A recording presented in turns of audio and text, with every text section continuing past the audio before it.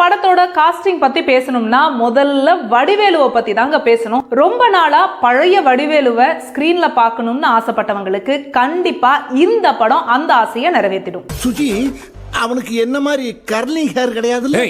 ஒரு படத்துலயும் வடிவேலுவுக்கு இந்த படம் கம்பேக்கா இருக்குமா, இந்த படம் கம்பேக்கா இருக்குமான்னு எதிர்பார்த்துட்டே இருப்போம். பார்த்தா நமுத்து போன பட்டாசு மாதிரி ஆயிடும். ஒரு மனுஷன் எதையாவது பண்ணி முன்னுக்கு வரலாம்னு பார்த்தா கால் வைக்கிற இடமெல்லாம் கண்ணி விடி வைக்கிறாங்களே. ஆனா இந்த படம் டவுட்டே வேணாங்க, கண்டிப்பா வடிவேலுவுக்கு கம்பேக் தான்.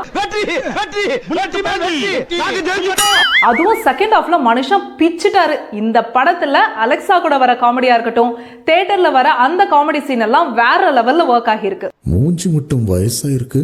அது களத்துக்கு கீழே யோகா பண்றாங்க. அடுத்ததா சுந்தர் சி டைரக்டரா மட்டும் இல்லாம ஒரு ஹீரோவாவும் அவரோட வேலையை சிறப்பா செஞ்சிருக்காரு.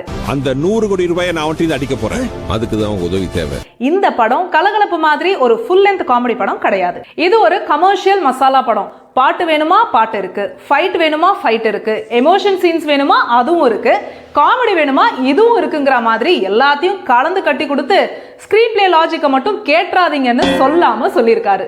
முடியாதுங்கிற வார்த்தையை நாம